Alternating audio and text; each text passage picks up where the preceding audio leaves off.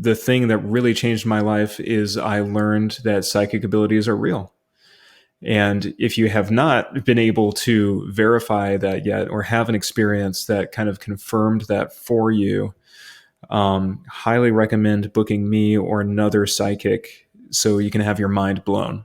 Because it's really something when you experience it for the first time. And even for me, even like the first 5 times, the first 10 times, I was just floored. I was just amazed. I was in a very good psychic and spiritual community. I was at the Spiritualist Church of Indianapolis, and which was really small, but very, very, very good psychics, very good psychic mediums, extremely psychic people. So, and so what does it mean to kind of verify that this stuff is real? So for me, I read a book called, I believe it was called Conversations with My Son in the Afterlife. It's like channeling Eric, Conversations with My Son in the Afterlife. And so at the end of that book, there's a spirit named Eric, and he says he's going to prank everyone who reads this book in like the last few pages of the book. So it's like, okay, Eric, you're a spirit, you're dead. So Eric is an amazing spirit, and I still work with him. But he died from a suicide. And he's telling me that's a weird way to put it. But yeah, we lost him to a suicide. I think when he was I want to say like 20, maybe like 22. But so I was like, okay, Eric, if you're there on the other side, I'm fist bumping you right now. And so I go to the Spiritualist Church of Indianapolis, and this psychic medium reads me, and he brings Eric through, and he's like, okay, Eric's wanted me to go like this. He's wanting me to do this motion, this fist bumping motion. And like that was all the confirmation I needed. I was like, okay, this is totally real. We can communicate with spirits. We can communicate with the dead. Mind blown. And so that's what really set me off on my track. And people have all kinds of fascinating, interesting experiences around that, but I just wanted to share mine. And as I was saying, if you have not had an experience like this, like a verifying experience, so this is unique. Like this does not happen in Christianity or other religions that I know of. This, to me, is unique to the Spiritualist Church, as far as I know. And this can totally happen in other things, Wicca, paganism, whatever. I don't know. Wicca, excuse me. But I know for a fact, like this confirmation, this verification, happens in spiritualist churches, real good spiritualist churches. And so you may be like, what is a spiritualist? Look them up. They've got 10 principles. And so they believe in reincarnation, which I do. And I describe myself as a spiritualist. If anybody asks me, I'm a spiritualist. I follow the ways of Toltec shamanism as well. We can get into that on a different one. But yeah, so that verification, and that is why I love evidential mediumship. And so people ask, what is evidential mediumship? So that is mediumship. So some of you guys might not even know what mediumship is. So mediumship is basically communicating with dead people. And to put it very, very bluntly, communicating with spirits. You're a spiritual medium, a psychic medium, right? So evidential mediumship is establishing that verification, establishing that evidence, and putting a strong emphasis on doing that at the beginning of your mediumship readings. So if I am doing a psychic reading for someone, spirit is going to give me information. I'm going to start seeing pictures. I'm going to start getting feelings, and I'm going to start relaying this information. And so I may see something like, okay, I'm seeing a giant acorn, and I'm seeing a phone on the wall, and I'm seeing a fire truck, like a little toy fire truck, and I'm just, spirit is showing me these pictures, or feelings or whatever is happening to me as I'm communicating with the spirit. And then the sitter, I don't really like that word, but that's what we use. That's what's used in a lot of the literature for people who are getting the reading.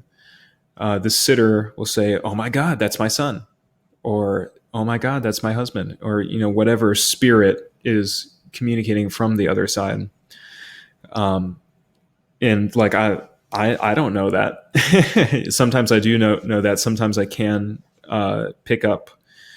If it feels like a masculine or a feminine energy, if it feels like a grandmother, if it feels like a motherly energy, I can pick up a lot of that information. But a lot of the time, I'm just getting pictures getting downloaded, and I say it, and I open my eyes, and the person, the sitter in front of me, is just crying because they know that's their dad who's there. Because I've just confirmed based on, and they can pick out what I say, and they know based on what I say that they are communicating with their grandmother or their father or XYZ. So that to me is super important because that can get people on board, even if they're not like heart-centered people, if they're not intuitive people. Like this can, like, I'm an engineer, I'm a scientist, and this is what got me on board. This is what got me to say, okay, spirits are real, spiritualism is real. I want to get into this because this is wicked cool, and this is crazy, and this is something that is life-changing. Right? So that's what got me on board. And so the main question to ask yourself at that point, once you have that verification, is, okay, now I know these superpowers are real. I call them superpowers because up until 3 years ago, I had no idea any of this existed. So if these superpowers are real, what do you do about it? Do you just keep on living your life as you normally would? Or do you investigate? Or do you research? Do you experiment? Do you get into it? Do you try it?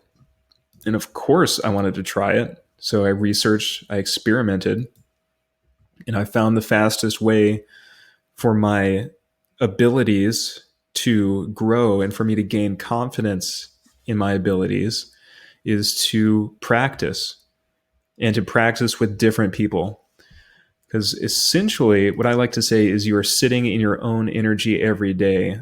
So once you stop that, once you tune into someone else's energy or something else's energy and put your conscious awareness into something different, then that's when you can really start fine-tuning and honing your energetic senses. And we'll go into that a little bit more in this podcast. I want to talk about some of the most common blocks that I think people encounter, and I certainly encounter during this process. So number one is your beliefs around this. For a long time, I did not believe that God, we're bear with me here, but I did not believe that certain spiritual entities were coming to me and coming around me when I was calling them. But I later learned that they show up and they are there and they are listening every single time. So that when I was starting out, that was a huge limiting belief for me, because I was, calling on these people or spirits, and I just wasn't sure if they were there. But I've since confirmed that basically, if you get a lock on their energy and you hone in on them, they feel it, they know it, they're aware, they have awareness and consciousness around you and what you're doing. So you can basically ping them. You're down here on Earth, and you can basically ping these spirits, and they're aware. So they're listening to you. Okay. So another block is basically not having the knowledge. And essentially what I've found is there's a stupid amount of knowledge out there, you can go way deep into Akashic records, into metaphysics, into all kinds of crazy stuff. But to start utilizing your intuitive abilities, giving psychic readings, you just really need a little bit of knowledge, and you can essentially focus on the basics and the basic building blocks and what is important. And you can do amazing things with that. So I think it's really because it's like, once you've stepped through the portal, so to speak, of becoming aware that the spiritual realm is real, it's really easy to get sucked down all kinds of different rabbit holes. But I believe, um, if people can stay focused on the basics, the fundamentals, and a little bit of knowledge, that's going to go a long way. And I'll talk about what that knowledge is a little bit later here. So another thing is it does take a little bit of discipline. This is not hard to do if you're into it and you're excited about it. But you have to make yourself do it. You have to make some time for it. You have to carve some time for it to get into it, to start it, and to develop it. At least if you're not born with it. Like people who are born with it, they say it's a blessing and a curse, but I've found it to be such a blessing. For me, I was not born with it. I had to develop it. So I had to dedicate that time. I had to make those sacrifices. I had to go for it. And so that's where the discipline comes in. I think the biggest thing here, the biggest thing that's going to accelerate your honing of your abilities is just practice, practice, practice. And everyone always says practice makes perfect, but it really does. So in practicing on others, so you can, as I was saying earlier, you basically sit in your own energy all day. So you're used to that, but tuning in and honing in on other people and getting a chance to work with other people, I think that is really the most beneficial scenario. So a few simple basics are really, really good to know if you're starting with this and starting on this path, or even if you have been walking on this path, it's always good to review the basics of whatever craft, whatever you're doing, once a year or so. So shielding, protection, grounding, clearing. So kind of those basic concepts, and just really nailing those fundamentals, I think is very, very beneficial. Mentors and mentorships. So I have spent an embarrassing amount of money on this, and I've had probably about 10 different mentors who helped me in various ways to various degrees on this. I've spent an embarrassing amount of money. But this can be really good if, I think in combination, if you have a mentor who has basically a mentorship group like the one that I am doing, that has these multiple people, where it's essentially a focus group where you can tune in on different people's energy, feel the energetic differences, really get that practice, and also get that validation, because you can tune into someone's energy. You can start looking at their aura, how their aura looks, their aura colors, and if you're seeing green, and I'm also seeing green on that person's aura, then there you've got some validation that you're doing it right. So yeah, mentors, mentorships, if they know what they're doing, if they're good, there's some things to look out for in this. And I was actually doing a very, it was a little bit random, but I was visiting Miss Tanya, and she was doing an episode on psychic predators, which sounds really scary. Unfortunately, it happens. People take advantage. So just be a little bit careful. Use your gut when looking for mentorships. So yeah, a little bit more on this. Like I've chased people down and essentially been like, please take my money, please teach me to do what you do, because I was just excited, I was motivated, I learned that this was real. Like I had some psychic readers tell me that I had this capability within me, and I was just very, very curious. So I chased people down, and I literally told them, I will pay you X amount of money, and it was a high amount of money. I won't tell you how much I spent, but like, teach me to do what you do. Please teach me to do what you do, because I want to know.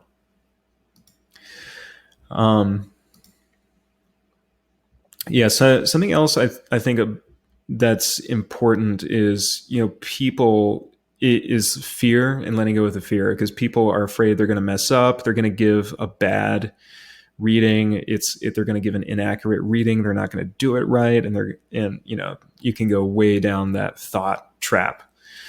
And so that this is another reason why I think like a good, healthy mentorship group where it is okay to mess up, where people are learning, people are dedicated to learning and dedicated to helping each other learn. I think that is the optimal environment, because what we want to do is turn the stress knob as low as it can go. Turn down distractions, turn down noise, turn down stress. If the mind keeps going, what if I mess up? What if I mess up? It's not going to be conducive to, getting to a good state for intuitive ability, psychic ability, mediumship, etc.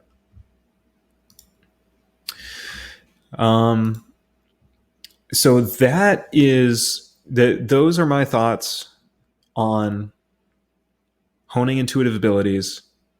I think this is the most optimal way to do it in a group mentorship setting, where you have multiple different people you can practice on.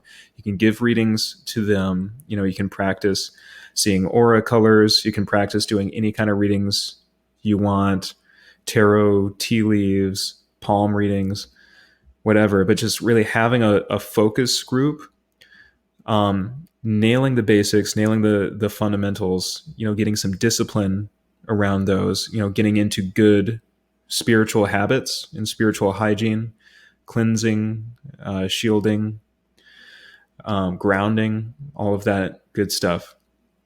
I think that is really key to developing intuitive abilities. I could have done it much, much faster if I had that out of the gate, and if I got my beliefs right, my limiting beliefs right, and the knowledge that I can do it. They are listening. They are here, and just really getting that validation for myself, because it's a game changer when you get a bunch of downloads, you get a bunch of pictures in your head, and then you you just speak it out loud, and you just go for it, and you just say, okay, I'm seeing stained glass, and I'm seeing this long wooden table, and I'm seeing X, Y, Z. And then you open your eyes and you say, did any of that make any sense? And the sitter you're giving the reading to right in front of you is just crying. And she says, you just connected with my father. And so it's moments like that really change you, and that give you that confidence. Like, yes, I am doing this. I am getting the messages from spirit. I am relaying the information. So that is about it for this episode. If you are interested in one of my mentorship groups to very effectively accelerate your intuitive ability honing and psychic abilities, head on over to andrewastral.com. I would love to chat with you and see what your goals are around that, see if we might be a good fit, see if there's some resources I can throw your way to help along this journey, because I have been on this journey. And sometimes it's hard to find good people to essentially work with, and who can kind of lead you in the right direction. So would love to hear from you if you're interested. AndrewAstral.com. Doing some crazy stuff for October. You'll see some awesome deals on my website as well. And I believe I'm going to be doing like $11 readings for the whole month of October. So check those out as well. If you guys want a psychic reading, you can also catch me live on Facebook on a few different groups. I'm one of the admins over at Spirit Basket, which is one of the largest psychic groups. We have over 80,000 people on there. So keep the faith, guys. Thanks for tuning in. I'll catch you on the next episode.